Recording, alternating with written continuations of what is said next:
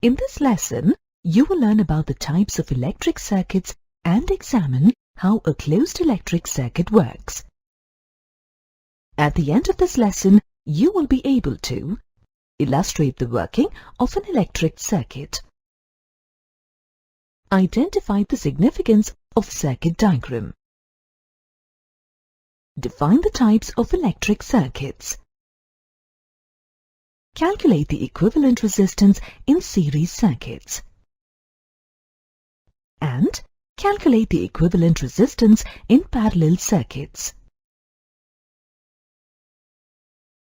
The electric current in a circuit is due to potential difference between two terminals of the battery. To illustrate the concept of potential difference and the nature of an electric circuit, consider two metal plates positioned parallel to each other. Each of these plates carries an opposite charge, one positive and the other negative. This arrangement of charge plates creates an electric field in the region between the plates. This field is directed away from the positive plate and towards the negative plate. A negative charge from the negatively charged plate moves towards the positive plate. This occurs without the need of energy in the form of work. It occurs naturally and thus lowers the potential energy of the charge. In the given arrangement, the positive plate is at higher potential and the negative plate is at lower potential. Thus, there is a difference in electric potential between the two locations. Now let's connect these plates using a metal wire. On connecting these plates, the wire serves as a sort of pipe for the flow of charge. Gradually, negative charges move from the negative plate through the charge pipe to the positive plate. As a negative charge leaves the lower plate, the plate becomes less negatively charged. Similarly, as a negative charge reaches the positive plate, the plate becomes less positively charged. The amount of positive and negative charge on the two plates slowly diminishes. Eventually, the electric field between the plates becomes so small that there is no observable motion of charge between the two plates. The plates ultimately lose their charge and reach the same electric potential. In the absence of an electric potential difference, there will be no charge flow. This illustration demonstrates the working of an electric circuit.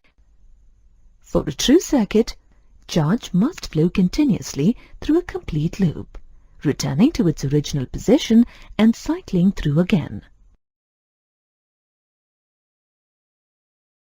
The necessity for a complete loop in a circuit can be demonstrated through an example. If you take a battery pack, that is, a collection of cells, a light bulb and some connecting wires, and make a circuit, the bulb lights up. However, when you disconnect the wires, the bulb does not light up. The fact that the bulb lights up and remains lit when the wires are connected is evidence that charge is flowing through the bulb's filament and that an electric current has been established. A closed loop through which charge can continuously move is referred to as a closed circuit. If the loop is not complete, then charge stops flowing, and such a circuit is known as an open circuit. Also, for continuous flow of charge, there should be an electric potential difference across the two ends of the circuit. This potential difference is usually maintained by the use of a cell or a battery. Constructing an electric circuit can be a complex task, as a circuit uses various kinds of electrical components. A diagram is drawn to represent the components and flow in a schematic form. This schematic representation of various electrical components using suitable symbols is called a circuit diagram.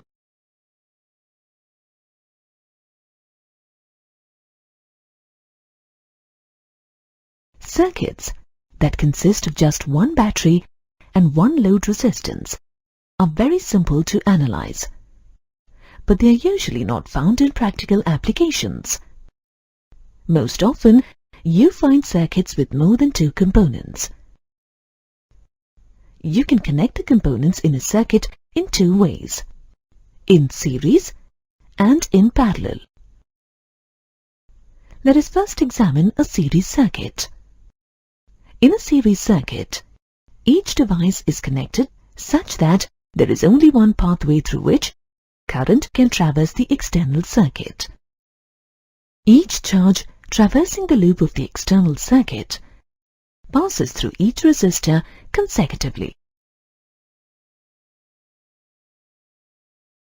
In a parallel circuit, each resistor is placed in its own separate branch. The presence of branch lines provides multiple pathways for a current to traverse the external circuit. On arriving at the branching location or node, a charge selects the branch on which it will travel back to the low potential terminal. Thus, each charge passing through the loop of the external circuit passes through a single branch. Consider the series circuit shown in the figure. Since there is only one pathway through the circuit, every charge encounters the resistance of every device. Therefore, adding more devices results in a larger overall or net resistance. This increased resistance serves to reduce the rate at which charge flows. That is, it serves to reduce the electric current. The rate at which charge flows through the external circuit is the same all through. The amount of current varies inversely with the amount of overall resistance. There is a clear relationship between the resistance of the individual resistors and the overall resistance of the circuit. As far as the battery supplying the charge is concerned, the presence of three resistors R1, R2 and R3 in series is equivalent to having a single resistance equal to R1 plus R2 plus R3 in the circuit. The equivalent resistance of a circuit is the amount of resistance that a single resistor would need in order to equal the overall effect of the collection of resistors in the circuit. For series circuits, the mathematical formula for computing the equivalent resistance R equivalent is equal to R1 plus R2 plus R3. The current in a series circuit is equal at all points. Charge does not pile up and begin to accumulate at any given location. Therefore, the current at one location is never more than that at other locations. Similarly, charge is not used by resistors. Therefore, the current at one location is never less than that at other locations. Thus, charges can be thought of as marching together through the wires of an electric circuit, all at the same rate.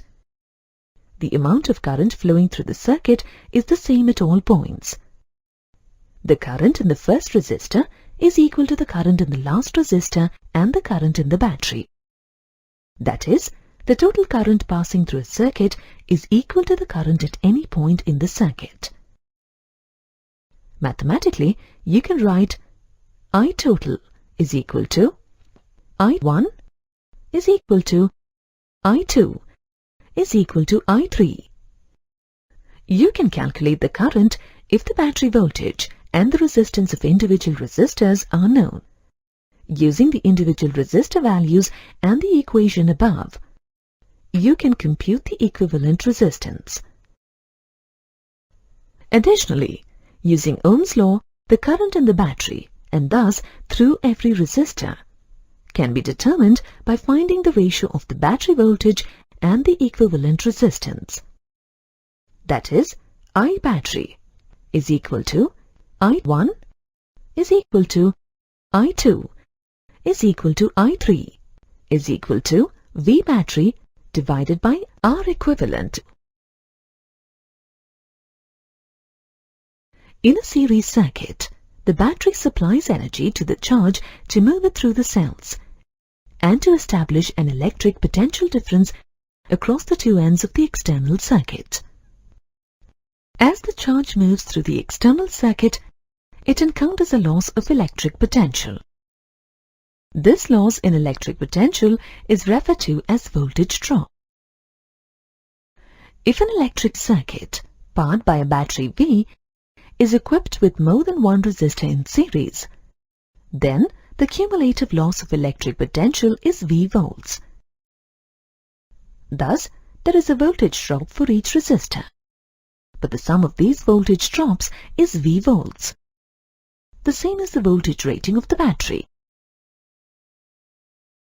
The total voltage drop of the circuit can be expressed mathematically as V is equal to V1 plus V2 plus V3,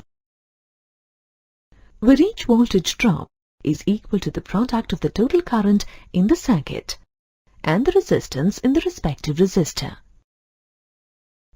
Substituting the values of individual voltage drops in this expression, you get IR is equal to IR1 plus IR2 plus IR3.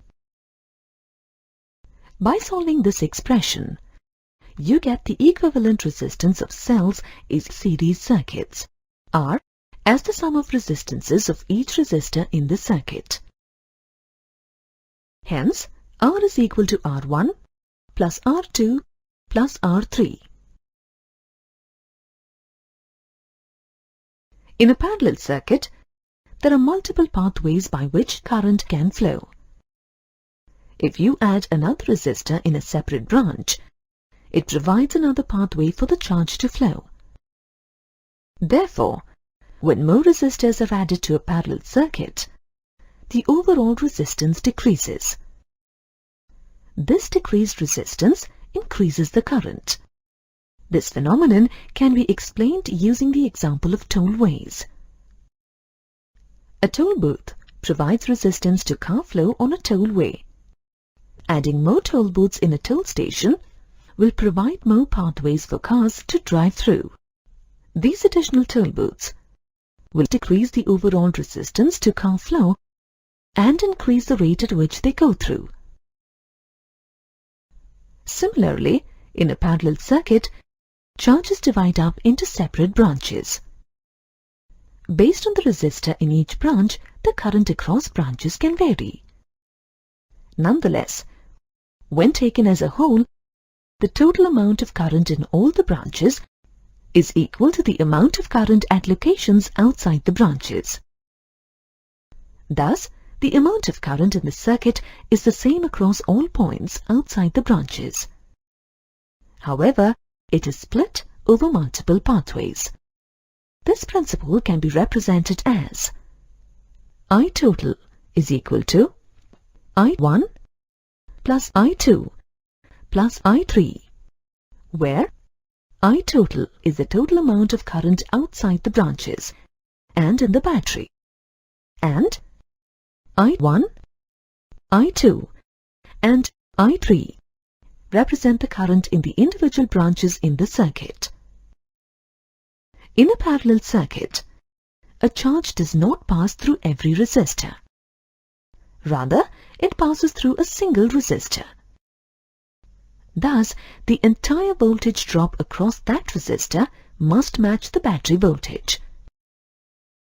It doesn't matter whether a charge passes through resistor 1, resistor 2 or resistor 3. The voltage drop across that resistor must equal the voltage of the battery. Put in equation form, this principle is expressed as V is equal to V1 is equal to V2 is equal to V3. Let the equivalent resistance be R. As you saw earlier in series circuits, you can calculate the amount of current flowing through each resistor as the ratio of the voltage drop across that resistor to the resistance of that resistor. Substituting the values of I1, I2 and I3 in I total is equal to I1 plus I2 plus I3, you get V divided by R is equal to V divided by R1 plus V divided by R2 plus V divided by R3.